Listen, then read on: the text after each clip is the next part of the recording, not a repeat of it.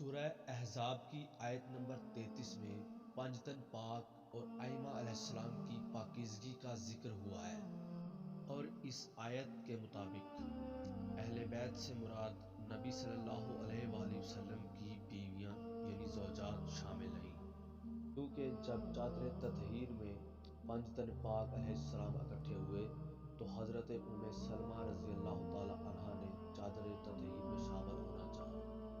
تو آپ صلی اللہ علیہ وآلہ وسلم نے آپ کو منع فرما دیا، لیکن فرمایا کہ مگر تم اس میں شامل نہیں ہو سکتی مگر تم خیر پر ہو۔ اور حضرت محمد صلی اللہ علیہ وآلہ وسلم جب بھی در فاطمہ زہرا سلام اللہ علیہا پر تشریف فرماتے تو یہی آیت تطہیر تلاوت فرماتے۔